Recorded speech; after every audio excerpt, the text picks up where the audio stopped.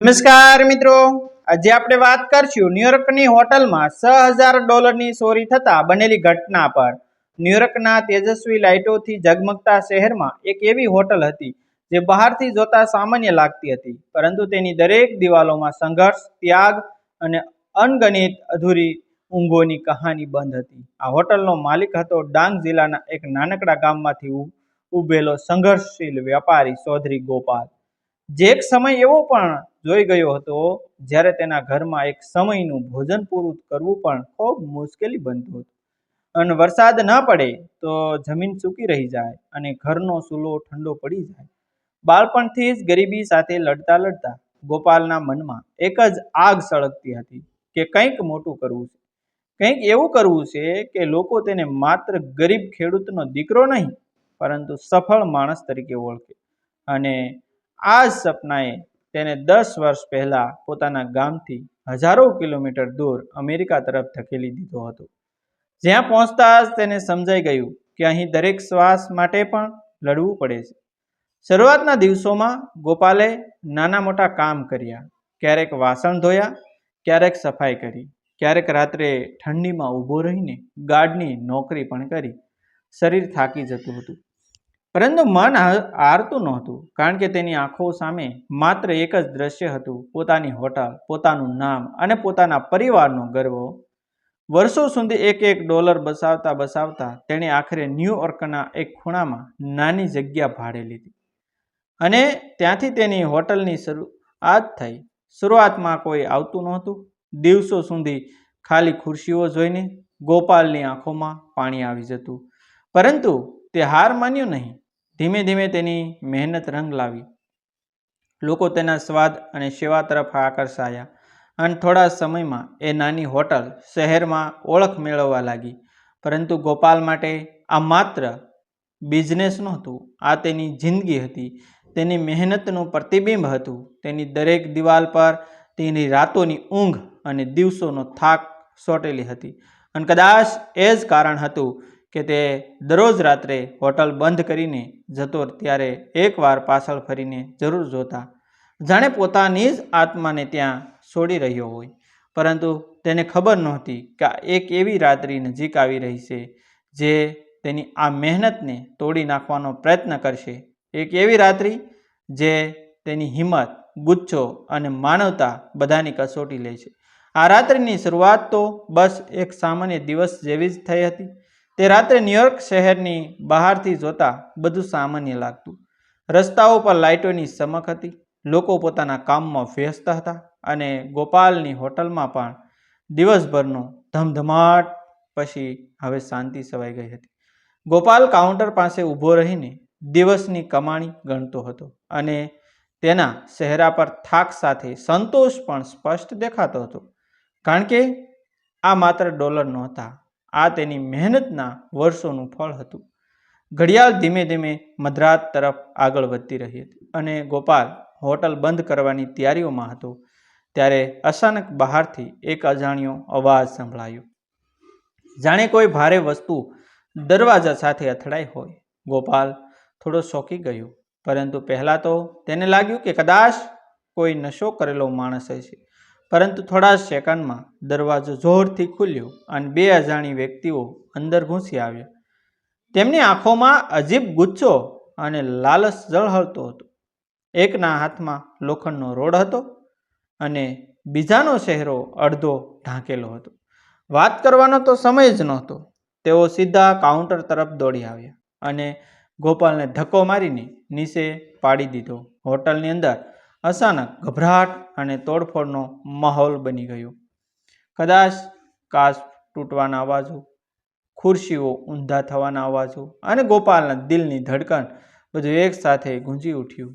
ગોપાલે પોતાની આખી તાકાત સાથે ઊભો થઈને તેમને રોકવાનો પ્રયત્ન કર્યો, કારણ કે આ માત્ર પૈસાની વાત નહોતી, આ તેની ઓળખ હતી, તેની જિંદગી હતી। પરંતુ ચોરોમાંથી એકે તેની છાતી પર જોરથી ધક્કો માર્યો અને તે ફરી જમીન પર પડી ગયો। છતાં પણ ગોપાલનો ગુસ્સો હવે ઉફાન પર આવી ગયો હતો। તેની આંખોમાં ડર નહોતો, પરંતુ પોતાની મહેનત બચાવવાનો જ્વાળામુખી હતો। તેણે ફરી ઊભો થઈને એક ચોરનો હાથ પકડી લીધો અને બંને વચ્ચે ભયંકર ઝપાઝપી શરૂ થઈ ગયો. હોટલની અંદર હવે માત્ર ચોરી નહીં પરંતુ જીવ અને ઇજ્જતની લડાઈ ચાલી રહી હતી. ચોરોએ કેશ કાઉન્ટર ખોલી નાખ્યો હતો અને અંદર રહેલા લગભગ $6,000 ઝડપથી પોતાના બેગમાં ભરવા લાગ્યા. ગોપાલ સતત લડી રહ્યો હતો, પરંતુ સંખ્યામાં ઓછો હોવાને કારણે તે થાકી રહ્યો હતો. અને એ જ સમયે એક ચોરે ગુચ્છામાં આવીને તેની પર રોડ ઉસક્યો અને એ ક્ષણે ગોપાલની આંખો સામે તેના ગામ, તેના માતા પિતા અને તેની વર્ષોની મહેનત એકસાથે ફરી વળી ગઈ. હોટલની અંદર ભયંકર સન્નાટો અને હિંસાનો તાંડવ ચાલુ હતું. હોટલની અંદર ચાલી રહેલા તે ભયંકર સંઘર્ષ વચ્ચે ગોપાલનો શ્વાસ ઝડપી ઊંચો નીચો થવા લાગ્યો હતો. શરીર થાકી ગયું હતું, પરંતુ મન હજુ પણ ઝૂકી રહ્યું નહોતું, કારણ કે તેને ખબર હતી કે જો આ રાત્રે તે હારી ગયો તો વર્ષોની મહેનત પળવારમાં તૂટી જશે. એક ચોરે હાથમાં ઘરેલો લોખંડનો રોડ ગોપાલ તરફ ઉંચક્યો અને પળભર માટે સમય જાણે અટકી ગયો હોય એવું લાગ્યું. ગોપાલની આંખો સામે પોતાના ગામની માટી, પોતાના પિતાનો પરસેવો અને માતાની આંખોમાં વિશ્વાસ ફરી વળ્યો. એ ક્ષણે રોડ તેની ખભા પર જોરથી પડ્યો. દુખાવો એટલો ભયંકર હતો કે તેની શીશ હોટલની દિવાલોમાં ગુંજી ઉઠી, પરંતુ તે જમીન પર પડીને પણ તરત જ ફરી ઊભો થવાનો પ્રયત્ન કરવા લાગ્યો, કારણ કે આ માત્ર પોતાને બચાવવાની લડાઈ નહોતી, આ તેના સપનાને જીવતું રાખવાની લડાઈ હતી. તે ફરી એક ચોર તરફ લપક્યો અને તેના હાથમાંથી બેગ ખેંચવાનો પ્રયાસ કર્યો, પરંતુ બીજી તરફથી મળેલા જોરદાર ઘા કારણ કે તેની પકડ છૂટી ગઈ અને બેગ ફરી ચોરના હાથમાં જતી રહી. હોટલની અંદર હવે બધું બેકાબૂ થઈ ગયું હતું. કાચના ટુકડાઓ જમીન પર ફેલાઈ ગયા હતા, ફર્નિચર તૂટી પડ્યું હતું અને ગોપાલનો શ્વાસ હવે ધીમે ધીમે કમજોરી તરફ જઈ રહ્યો હતો. પરંતુ એ જ સમયે હોટલના બહારથી કોઈની દોડતી પગલાંની બહાટ સંભળાઈ, જાણે કોઈએ આ ગડબડ સાંભળી લીધી હોય. ચોરોમાં થોડી ગભરાટ ફેલાઈ ગયો, પરંતુ તેઓ હજુ પણ પૈસા લઈને ભાગવાની તૈયારીમાં હતા. ગોપાલે છેલ્લી હિંમત ભેગી કરીને ફરી એકવાર તેમને રોકવાનો પ્રયત્ન કર્યો અને આ વખતે તેણે એક ચોરને જોરથી પકડી લીધો, જેના કારણે બંને જમીન પર પટકાઈ ગયા અને ત્યાં જ ભયંકર ઝઘડો શરૂ થઈ ગયો. ચોરના ચહેરા પરનો કવર થોડો સરકી ગયો અને ગોપાલે પળભરમાં તેની આંખો જોઈ લીધી હતી. એ આંખોમાં કંઈક એવું હતું જે ગોપાલને અંદરથી હસમસાવી ગયું, જાણે આ કોઈ અજાણ્યો માણસ નહોતો, પરંતુ કોઈ એવી હકીકત સાથે જોડાયેલો હતો જે ગોપાલે ક્યારેય વિચાર્યું પણ નહોતું. એ ક્ષણે ગોપાલના મનમાં શંકાનો વીજળી જેવો ઝટકો વાગ્યો. શું આ માત્ર સામાન્ય ચોરી હતી કે પાછળ કોઈ મોટી સાજિશ છુપાયેલી હતી? બહારથી હવે લોકોના અવાજો નજીક આવતા સંભળાઈ રહ્યા હતા અને ચોરો વધુ બેસન થઈ ગયા હતા. એક ચોર ગભરાઈને ભાગવાની કોશિશ કરવા લાગ્યો, જ્યારે બીજો હજુ પણ ગોપાલ સાથે ઝઝૂમી રહ્યો હતો.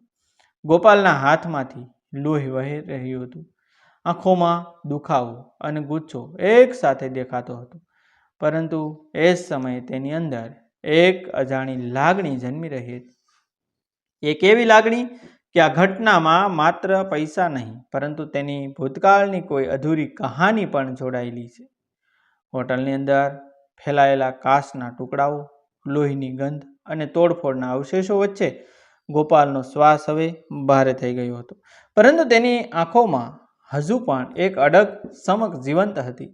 બહારથી લોકોના અવાજો હવે સ્પષ્ટ સંભળાઈ રહ્યા હતા અને થોડા જ પળોમાં સ્થાનિક લોકો અને સુરક્ષા ટીમ અંદર દોડી આવી. ચોરો ભાગવાનો પ્રયાસ કરતા હતા, પરંતુ હવે મોડું થઈ ગયું હતું. એક ચોર દરવાજા તરફ દોડ્યો, પરંતુ બહાર ઊભેલા લોકોએ તેને પકડી લીધો, જ્યારે બીજો ગોપાલની પકડમાંથી છૂટવાનો પ્રયાસ કરી રહ્યો હતો, પરંતુ આખરે તે પણ કાબૂમાં આવી ગયો. હોટલની અંદર સન્નાટો છવાઈ ગયો અને એ જ સન્નાટામાં ગોપાલની ધડકન સૌથી જોરથી સંભળાતી હતી. ગોપાલ ધીમે ધીમે ઊભો થયો. શરીર ઘાયલ હતું, પરંતુ મન હજુ પણ સવાલોથી ભરેલું હતું. તેણે તે ચોરના ચહેરા પર તરફ ફરી નજર કરી, જેનો કવર હવે સંપૂર્ણ રીતે હટી ગયો હતો અને એ જ દ્રશ્ય જોઈને ગોપાલના પગ નીચેની જમીન ખસી ગઈ, કારણ કે સામે ઊભેલો ચોર કોઈ અજાણ્યો વ્યક્તિ નહોતો, પરંતુ તેના પોતાના ગામનો એક ઓળખીતો ચહેરો હતો. એ જ ગામ જ્યાંથી ગોપાલે સપના લઈને અમેરિકા આવવાનું નક્કી કર્યું હતું. એ જ માટીનો માણસ આજે તેની જ મહેનત લૂંટવા આવ્યો હતો. ગોપાલની આંખોમાં અચાનક આંસુ આવી ગયા. ગુસ્સો, દુઃખ અને દયા ત્રણેય લાગણીઓ એકસાથે ઉફાન પર આવી ગઈ. તે ક્ષણે ગોપાલ કંઈ બોલી શક્યો નહીં, કારણ કે તેને સમજાતું નહોતું કે આને શું નામ આપવું, દગો, નસીબ કે ગરીબીની મજબૂરી. સુરક્ષા ટીમે બંને ચોરોને કાબૂમાં લઈને બહાર લઈ જવાની તૈયારી કરી અને સાથે જ કેશ બેગ પણ પાછી મળી આવી, જેમાં લગભગ તમામ $6,000 સુરક્ષિત હતા. લોકો ગોપાલની બહાદુરીની પ્રશંસા કરવા લાગ્યા, પરંતુ ગોપાલ માટે આ જીતનો પળ નહોતો. આ તો એક એવી હકીકતનો સામનો કરવાનો પળ હતો જે તેને અંદરથી તોડી રહી હતી. તે ધીમે ધીમે જમીન પર બેઠો અને તેની આંખોમાંથી આંસુ વહેવા લાગ્યા, કારણ કે તેને સમજાઈ ગયું હતું કે સફળતા માત્ર પૈસા કમાવામાં નથી, પરંતુ માણસોને જોડવામાં છે. અને જ્યાં સંબંધો તૂટી જાય ત્યાં જીત પણ ખાલી લાગે છે. થોડા સમય પછી એમ્બ્યુલન્સ આવી અને ગોપાલને સારવાર માટે લઈ જવામાં આવ્યું. દિવસો સુધી હોસ્પિટલમાં રહીને તેમણે પોતાના શરીરને તો સાજું કર્યું, પરંતુ દિલના ઘા ભરવા માટે તેને વધુ સમય લાગવાનો હતો. તે ઘટનાના થોડા અઠવાડિયા પછી ગોપાલ ફરી પોતાની હોટલમાં ઊભો થતો. દિવાલો ફરીથી સુધરાઈ ગઈ હતી, તૂટેલા કાચ બદલાઈ ગયા હતા, પરંતુ એ રાત્રિની યાદો હજુ પણ ત્યાં જ જીવંત હતી.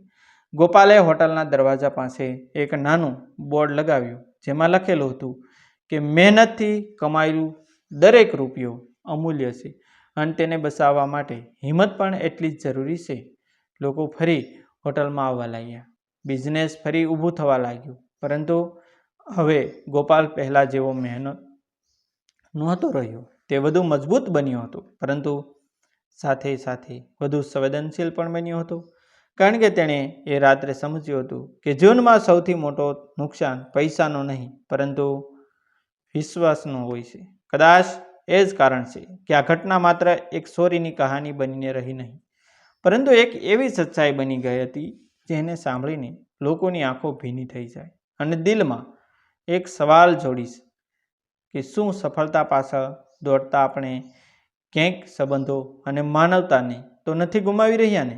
મિત્રો, આ વાર્તા વિડીયો જોવા માટે અમારી ચેનલ સાથે બન્યા રહેશો. અમારી ચેનલને સબસ્ક્રાઈબ કરી દેજો. થેન્ક યુ મિત્રો. મળશું આપણે એક નવા વિડીયો સાથે, એક નવી સ્ટોરી. આભાર.